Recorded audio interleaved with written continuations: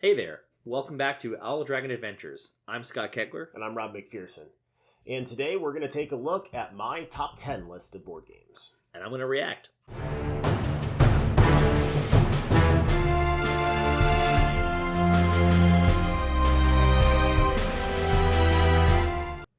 So just a quick little disclaimer about this. So we actually came up with one of the nerdiest ways of figuring out what our top 10 list was because we were just terrible at it. So we made an Excel spreadsheet where we had columns and rows of all of our games, and we went through one by one. And we said, I'd rather play this game, I'd rather play this game, I'd rather play this game, I'd rather play this game. It took a long time. I'm proud of our work. But it was specific. So that's how we came up with our top 10. And looking over the list, it actually seemed really accurate at the end. Well, what I like about it is it's talk about it as we go through your list. But sure. It took a lot of the pretension out of it. Like I didn't have to be like, what kind of list would I want people to know that I play? It's like, right. Versus like, no, this is literally what I would choose to play. Yeah. And like, this is the game I would choose to play the most over other games. And I'd say the biggest surprises came from the games that I learned. I'm like, oh, I would rather play any other game in my library than this. I thought I liked this game. Yeah. Like, it was illuminating for me too. Like, and there's games, my list, and we'll talk about another video, but like, sure. I'm sure the same way where I'm like I played some games I play a lot, but they just didn't make the cut. And then some games I'm like, I played it once or twice. It's like, but I love this experience. It's in a top 10 experience for me. Right. So I don't have the physical copies of my top 10 with me right now because I am in the process of moving. So I'm just going to put up digital images of them right here for you.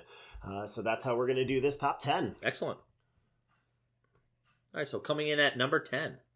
So number 10 for me is a legacy game that I just picked up a couple of months ago for a friend of mine to play. It's a worker placement game called Charterstone by Stonemaier Games. Is that the one you crossed off your list? It was the one I crossed. So, full disclosure. Oh, yeah, we forgot to do this, yeah. It's fine. We say it now. We both decided to write down what we thought the other person's top 10 were. And I had one that I was like, I think it's this one. I wrote it down, and then I crossed it out because I was like, no, I think it's this game. And it was this game. Yeah.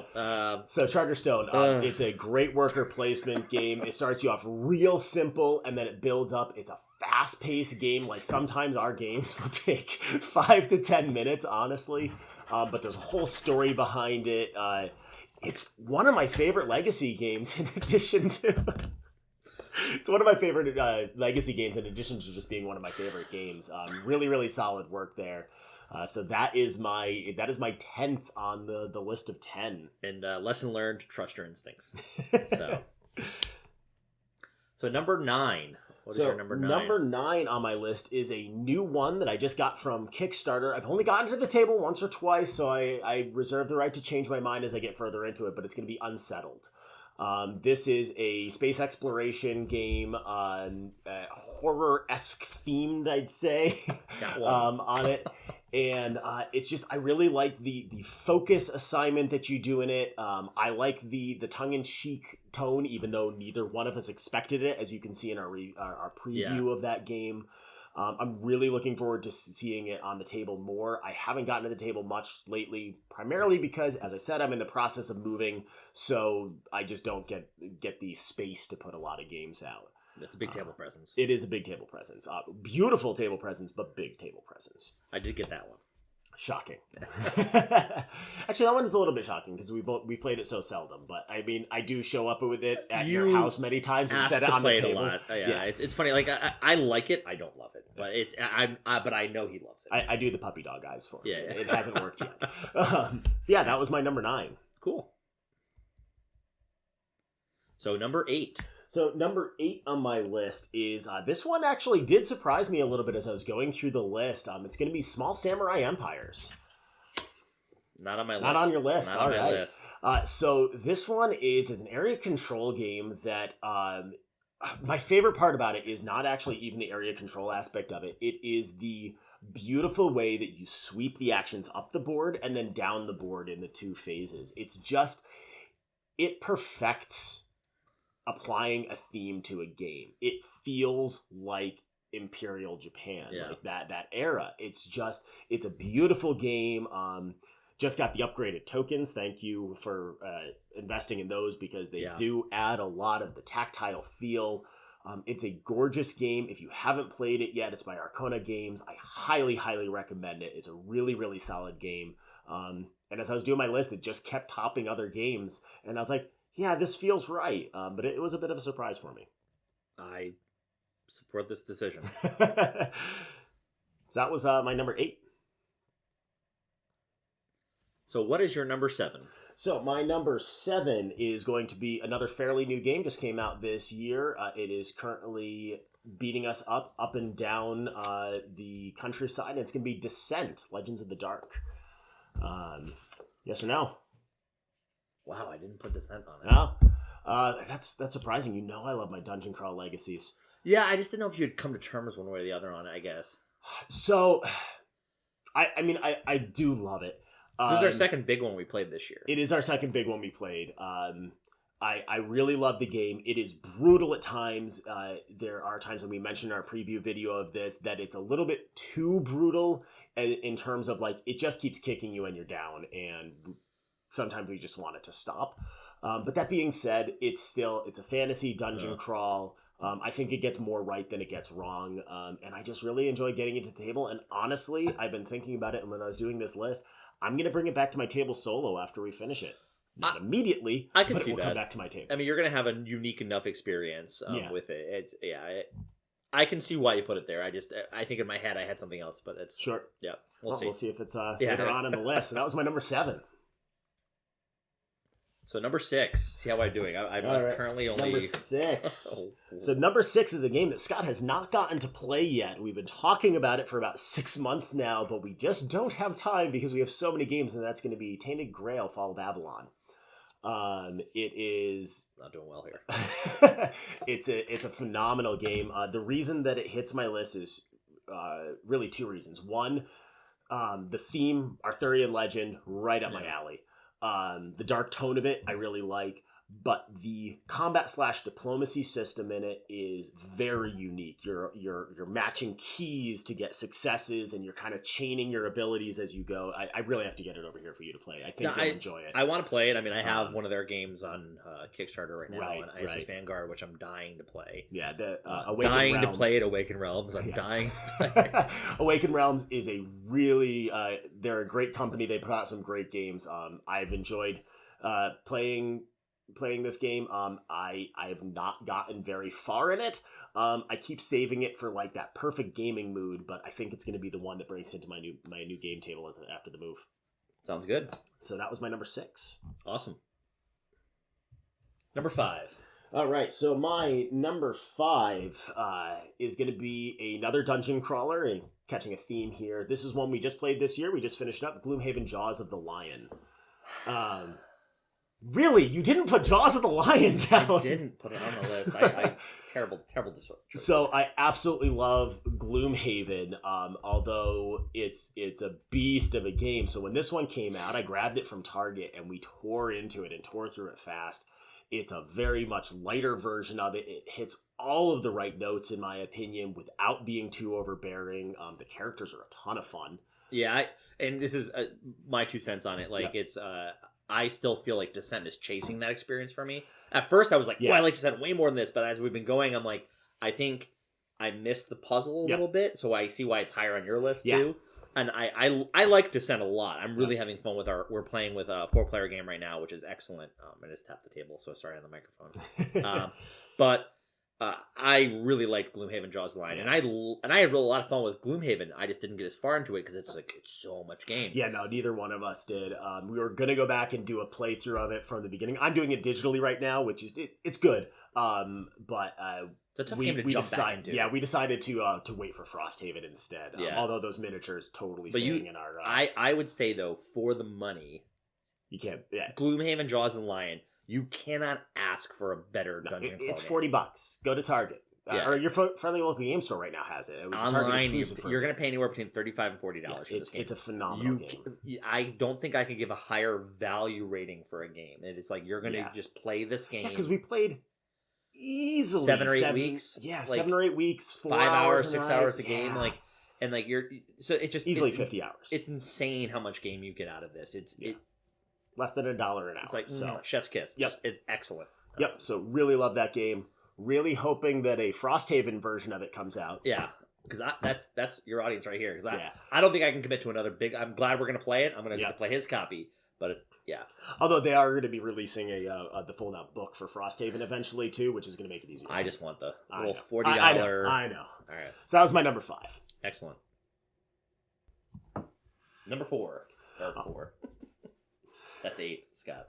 8. So my number 4 game is going to be a 2-player game that you picked up that I fell in love with pretty immediately. It's going to be War Chest. Lots of surprises here. Got me excited, but did I put War Chest down? I don't think I did. So nope. I absolutely adored chess growing up. I played it with my father a lot. It's just, it holds a lot of sentimental value for me. And so I've been getting into a lot of chess-adjacent games, but I like the chess-adjacent games that are highly thematic or do something really unique. And War Chess does both of those. Yeah. And it adds something in that I am in love with, which is bag building.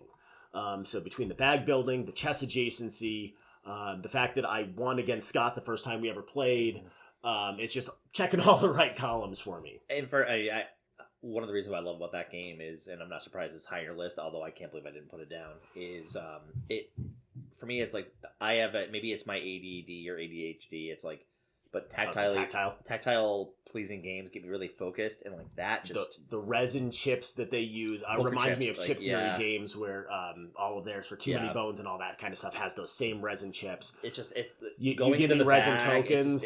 It's a stupid thing. It's such a like. Yeah, no, like, I'm right there with you though. I love it. I love it. So yeah, fully support it. I totally didn't pick it on my list. Yep. I don't know. What have I think I've gotten one game. You've gotten one so far. Yeah. So let's move on to number 3. Number 3. Cool. So number 3 on my list. So the top 3, I'm just going to put a preface out there. They were close. They were neck and neck. This one got edged out by my top 2 just by a hair. It's going to be Cthulhu Death May Die.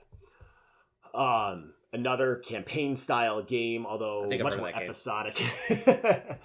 It is the type of game that will beat you to a pulp repeatedly and you will cheer the entire time. It is so much fun.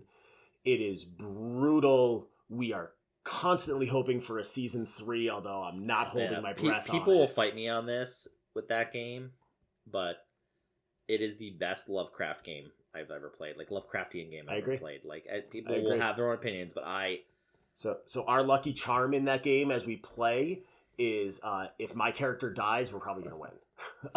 Although we've had one victory with everybody lived, which was awesome. It surprised us. But speaking of Cthulhu Death May Die, real quick, starting up in 2022, we are actually that's going to be our first campaign that we're actually going to stream.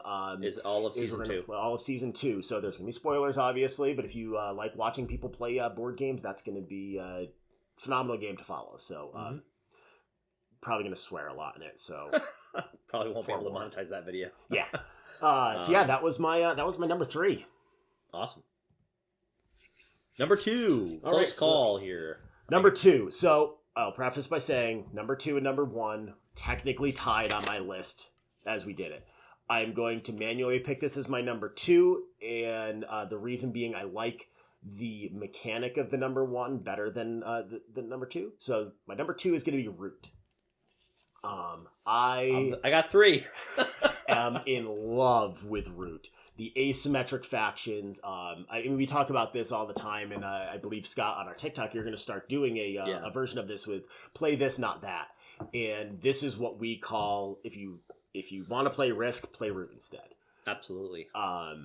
And it's just so much fun. I love playing the Eerie, the birds with their puzzle and their order that you have to go in. My biggest pride was I didn't win, but I made it through an entire game without going into turmoil. And it was not a short game either. I had like 12 steps I had to go through each turn. So that's my point of pride on Root. It also has our number 1 overlap mechanic. That's our favorite mechanic is asymmetrical. So like anything asymmetrical, we typically both go, ooh, interested. Like, sometimes it works, sometimes it doesn't. But Root, it absolutely works. There are definitely some factions I think are stronger than others. Sure. But some of it's player dependent. I was going to say some of it's player dependent and the mindset, and some of it's just that we didn't quite get it. So Root is infamous for nobody playing it right the first 10 times. Yeah. We are getting close, I think. But there's videos out there. I mean, you can check out Quackalope has a whole video on things that I played wrong en route. So check his channel out for that if you want to just get an idea for it. But it's such a pretty game. It's beautiful. In fact, I am going to be picking up this week for a Christmas gift for myself their newest game, Oath, which is a campaign-style game. I know you're shocked. I'm getting a campaign-style game. It plays solo. The thing that absolutely sold me on it was the fact that you can play multiple campaigns at the same time without interfering with each other. They built that into I'm actually shocked that, like, I know, because I know what your number one is. I'm pretty sure I know what his number one is. That another one of theirs, because you like leader games a lot, and I do too. I was surprised Vast didn't make your top 10. It was, I'm going to check my list. 12? It's actually number 14 on my list. But we're talking like... And I like Vast a lot. Didn't make my top 10 either, but it's a great game. We'll talk about it at some point. In fact, we should probably do a leader game episode at some point because of how obsessed we are. Fantastic. Asymmetrical, hidden movement, like... Mwah. Yep. So that was my number 2.